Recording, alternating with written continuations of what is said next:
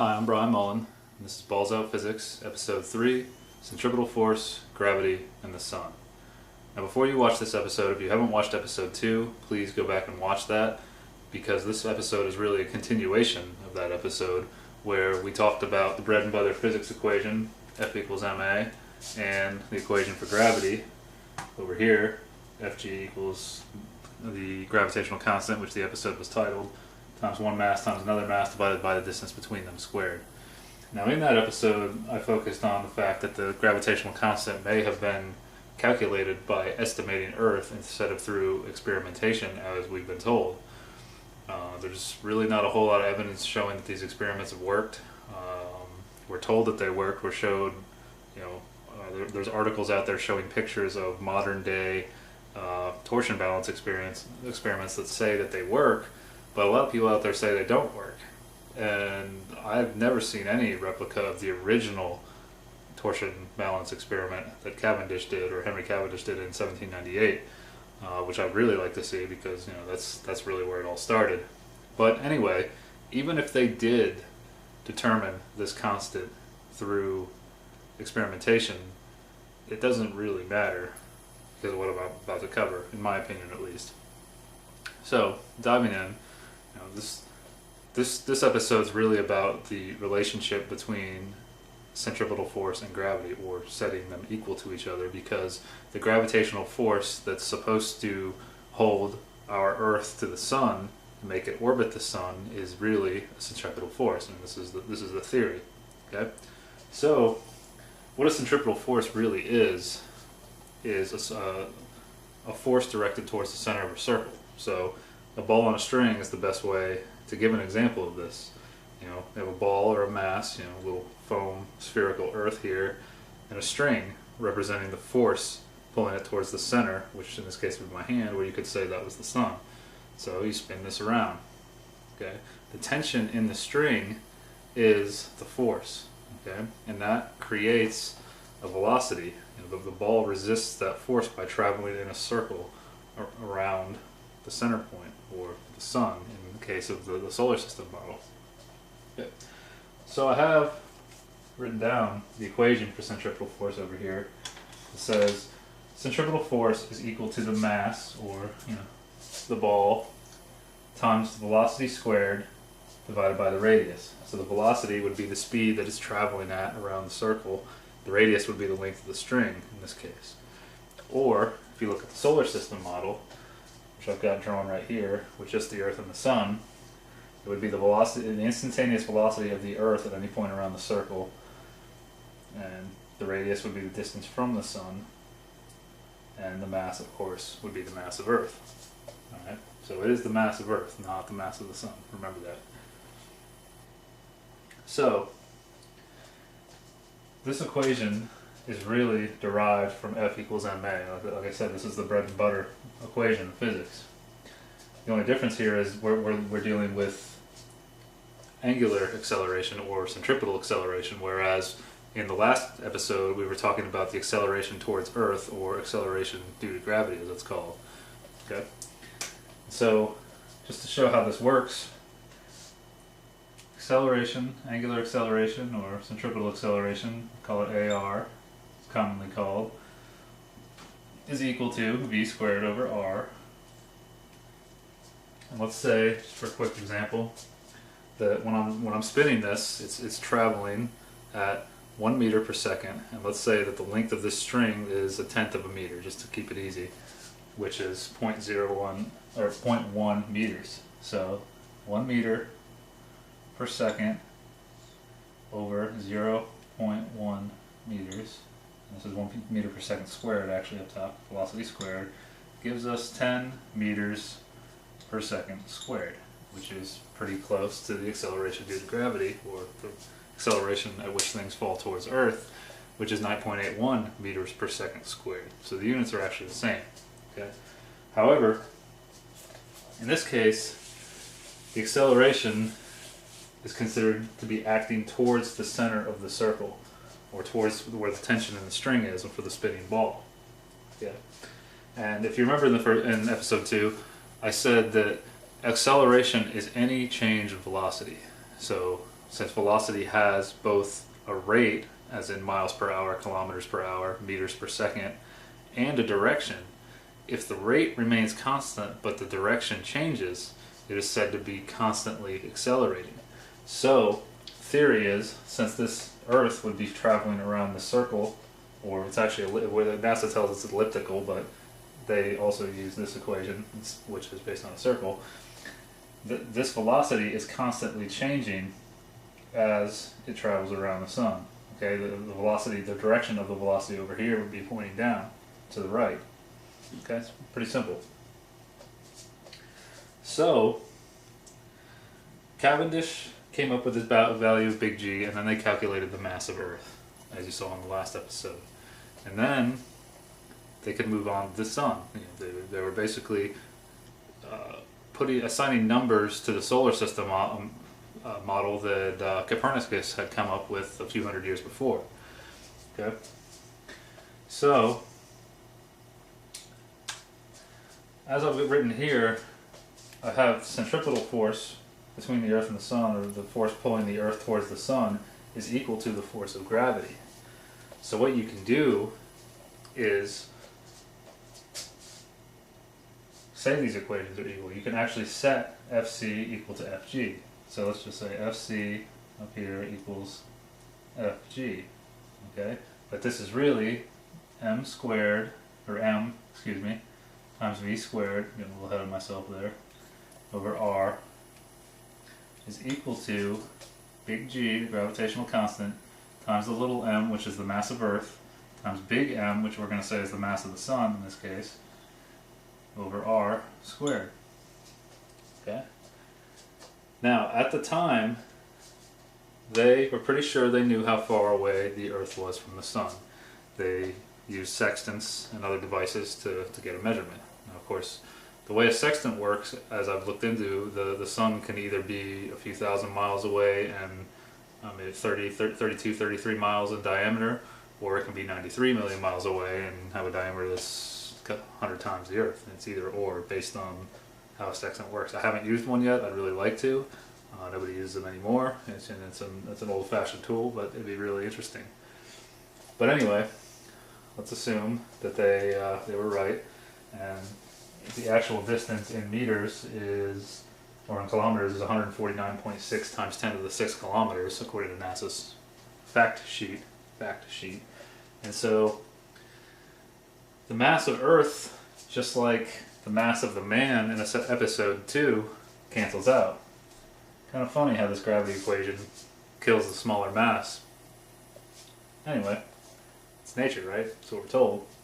So now you have the mass of the Sun, you've got the velocity of the Earth, which you know because you know the radius of Earth, and you can calculate the circumference of the circle, or the distance it travels around the Sun, which circumference, I'll write that over here, is equal to 2 pi r.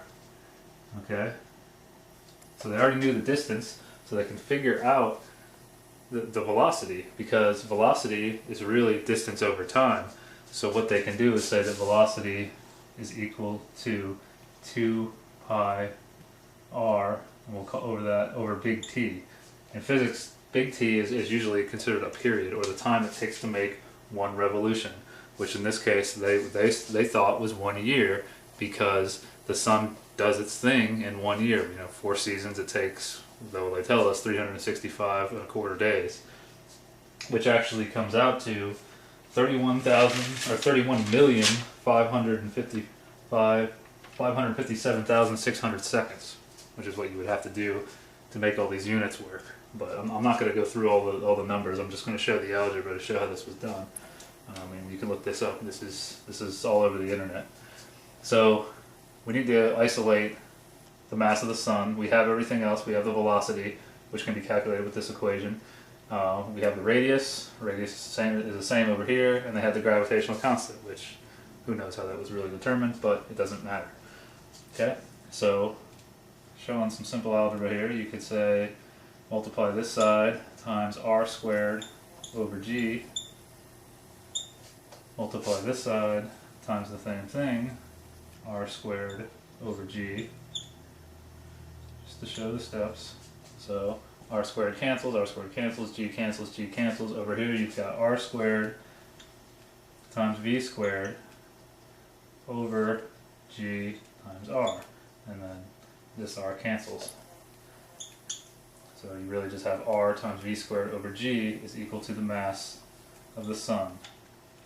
And that comes out to 1,988,500 times 10 to the 24th kilograms.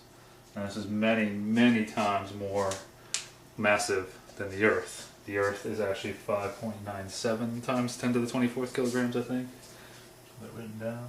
Yep, roughly. So, many, many times more massive than the Earth, is what we're told. Which, you know, see the solar system model, the sun appears huge compared to all the planets. So, with this relationship now, they calculated the mass of the sun. But as you saw in the example, the mass of the Earth that's orbiting the sun cancels. So, well, the first time I did this, I kind of got a little excited at first, but then I realized, well, the mass of whatever's orbiting the sun just cancels out. It doesn't matter. And so I said, well, what can we do now? You know, because I thought for a minute I'd get to go calculate the mass of Jupiter and Mars. For some reason, I've always liked Jupiter, and that was my first thought. And I said, well, no, you can't, because the mass cancels out, as I showed. So let's go back. Get that equation back up here.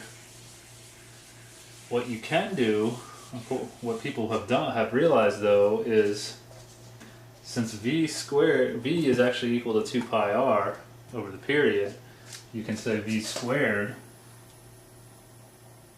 is equal to 4 pi squared times r squared over t, over the period squared. See, it's just this times itself squared. Okay, so going back to that original equation, we can write the centripetal force equation now, with that original relationship, that is. We can substitute this for V squared, and that'll give you that'll give you 4 pi squared times r squared over r, because r was still on the bottom, and this t squared comes down here, over r times the period squared. This r cancels and that r cancels, so you get 4 pi squared r over the period squared, or big T squared. Okay? And then set that equal to big G times little m times big M, mass of the sun, divided by r squared. Okay?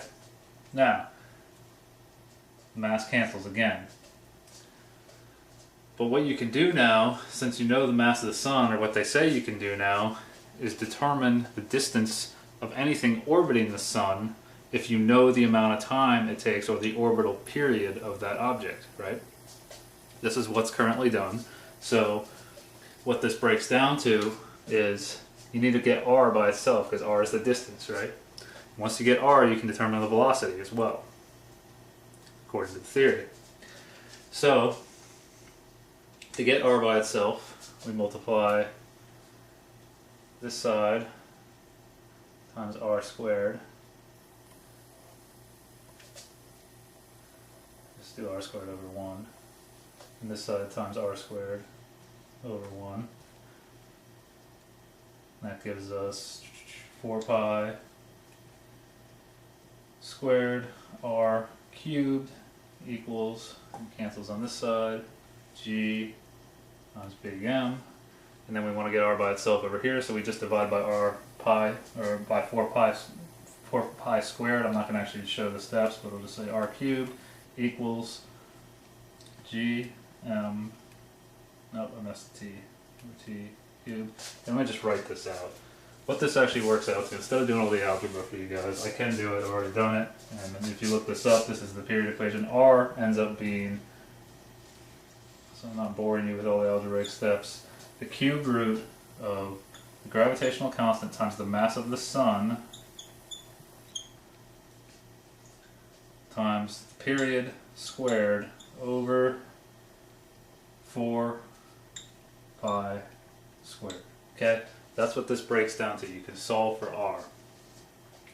And so what they say is that if you know the period, for instance, Jupiter takes 11.86 years to do its thing. You know, we see it, if you pick a point in the sky and you record where it is in the sky, it will take 11.86 years to get back to that point. People have been watching these things, the wandering stars, as the ancients used to call them, or the planets, 8 of them, that, well, 7 we can see, we're supposed to be on one of them, since the beginning of time, as far as we know. So this is well documented. The period, or the time it takes for each one of these 7 entities to do its thing, is well documented. Okay, and so you would need to convert the time for Jupiter into seconds, and that is actually, just to throw a number out there, 374,198,400 seconds. Pretty long time. Lots of seconds. So you plug that in, you've got how far Jupiter is from Earth, right? Well, I don't really agree with this. And the reason I don't is because we got to back up here. The only thing that matters, according to this equation, is the mass of the Sun. The mass of Jupiter doesn't matter, so Jupiter could be a golf ball, or it could be, what they tell us, something with the mass of 318 Earths, roughly.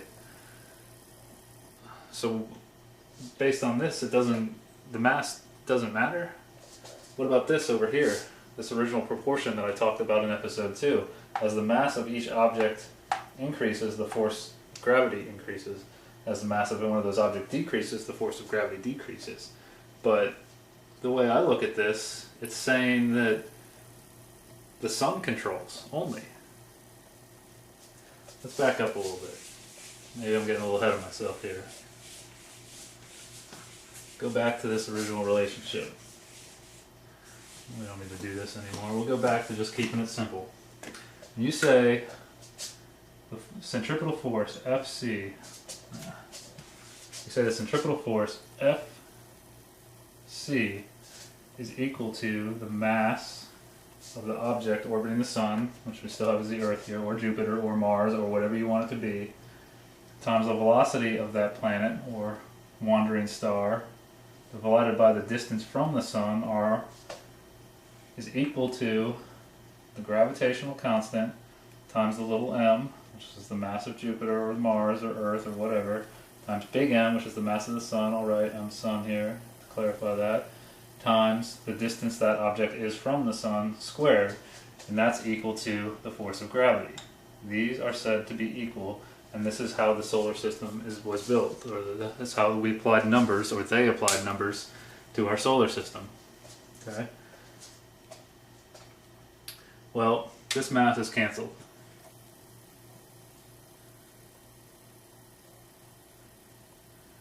So now, if you just cover this side and look over here, this is no longer a force.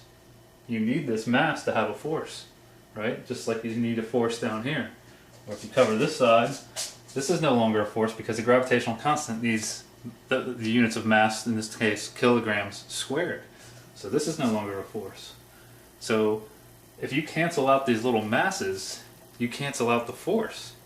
You can't have your cake and eat it too, so to say. This defies logic, in my opinion. How can you say that the mass of the object orbiting the Sun does not matter? It does, because that's what creates the force. This says that the force goes away, so then what happens? This doesn't make sense. But if you go back to that equation that I showed, you say R equals the cube root of G, which you can solve from this, just to show this again, times the mass of the Sun, times the period of the object orbiting the Sun, how long it takes to go around one time, divided by 4 pi squared. If you take the period of any of the planets, I did all the planets, even Earth, or the wandering stars, and you plug this time in, you get the exact radius, roughly the exact radius that NASA has on their fact sheet from every one of the planets, their fact sheet. So, you know, I've looked into this for a while and I've been aware of how masses are calculated. So you say, how do you figure out the mass of the object that's orbiting the sun then? Because this says that the sun wins. The mass doesn't matter. I don't know. Well, what they say is they observe the object. They observe Jupiter, for example, and they observe the moons that they tell us are orbiting Jupiter. And they can tell by the tug and the pull back and forth, say like, I don't know, let's say that this is Jupiter and this is a moon, and they can see the little wobble it gets from the moon going around it, the wobble effect on the planet, that they can estimate the mass. Okay, and maybe they compare it to what they think is the relationship between the sun and the earth. But it's all from observation. It's kind of guessing, I think. Lots of guessing. When I took astronomy, I was kind of blown away by this, especially because NASA tells us that these are facts. But it doesn't matter if their estimation's wrong according to this equation, because mass doesn't matter, right? But it does matter. This equation right here, this gravity equation, causes these two forces to cancel out. Just like in episode 2, when you set this equation equal to the weight equation, the smaller mass is eliminated. This is... how have we gotten this far? Is what I'm asking. I mean, this is my opinion, but I don't understand how the smaller mass cannot matter. And both equations depend on that smaller mass. Just because the mathematics works doesn't mean it's logical. This is a huge mistake that I think we've been making for years. If somebody writes an equation and the math works, things cancel out, and you get a number, and we think we've actually figured something out, but you always have to employ logic. Actually, Tesla had a lot to say about this, and if you know anything about Tesla, I think he was the greatest engineer that ever lived, but that's why we have alternating current, and it's kind of strange that we don't really hear much about him in our history books. Anyway, so I started thinking about this, and well, I started really thinking about this equation and how it came about, and how it makes this guy over here win. Sun wins. Sun controls. And I started thinking about who came up with the solar system model. And that was a man named Copernicus. You can look this up. Copernicus was the first person to propose the solar system model. And well, Copernicus was a pagan. Pagans worship the sun. Interesting. Copernicus proposed the solar system model to the Church of England in the early 1500s, maybe 1513, 1514, somewhere around there. I might be wrong on that, but early 1500s. He proposes this model to the Church of England. You can look all of this up. And Church of England says, yeah, that sounds great. We're just gonna get rid of 1500 years of Christian belief or Catholic belief, I guess, if you want to call it that, and we're just going to adopt this model. Because the Bible actually says the earth is flat and it doesn't rotate, and it says that everything goes around us. Now, some Christians have argued that, but my Bible, I was raised Catholic. I don't really consider myself anything. I consider myself my own religion, the 1 in 7 billion religion. It's a separate issue. But you turn to page 5 in Genesis, and we've got this. New American Bible, Catholic Bible. What's that? That shows a flat earth with a firmament and the stars and the sun and the moon going around us. That's strange. And they would just give it up because a pagan came and told them that everything goes around the sun? People hammer science and say that science is the answer. They don't realize that the science of their world and this solar system that we're supposed to live in actually came about through religion. Very strange to me. I'm really starting to doubt things. What's actually funny is in November of last year, I was joking, around November of last year, I was joking with my roommate about the Bible and saying, you know, I don't really believe this, because I opened this page and said, look at this flat earth thing. I mean, this is ridiculous. I was drinking beers with him, we were laughing about it. I mean, talk about putting your foot in your mouth. So, something to really think about. You know, the Freemasons came along, obviously, or not obviously, but I said in the last episode that Newton was a Freemason and so was Henry Cavendish. And if you study Freemasonry at all, you'll find that they have a lot of sun symbolism. They really seem to like the sun. Is that a coincidence? I don't know. You know, I'm asking questions here, like I said. If I'm proven wrong, great, you know, I can go back to living a normal life, I guess. What we thought was a normal life. But think about this relationship and how this equation, in my opinion, seems to be designed to do exactly what they wanted. A solar system. To make us revolve around the sun, or to make us worship the sun. Are we worshiping the sun through science and we don't even realize it?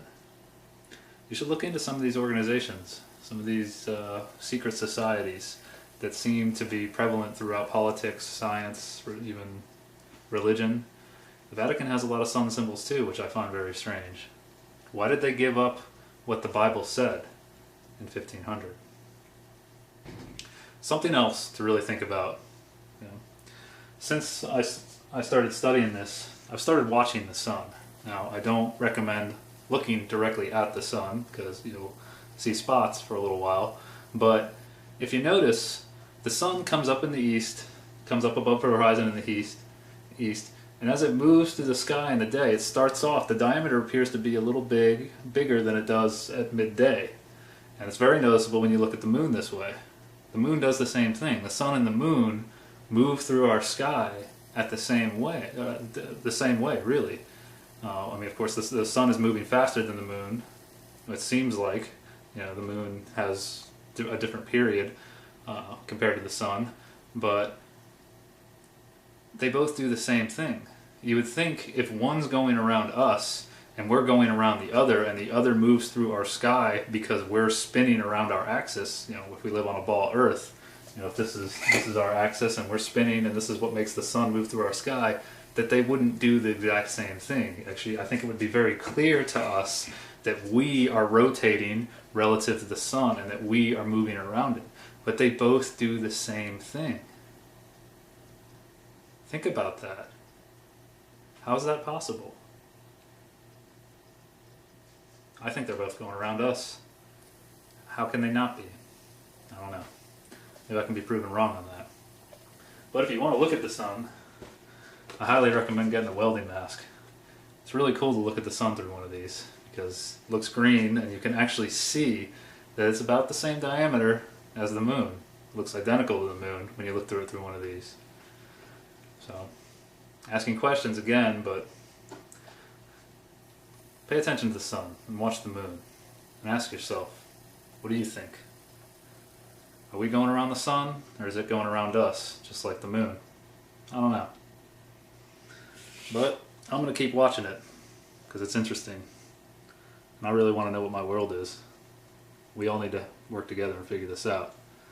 So until next time, we'll be talking about a thermosphere, and maybe something else in episode 4. See you then. Peace.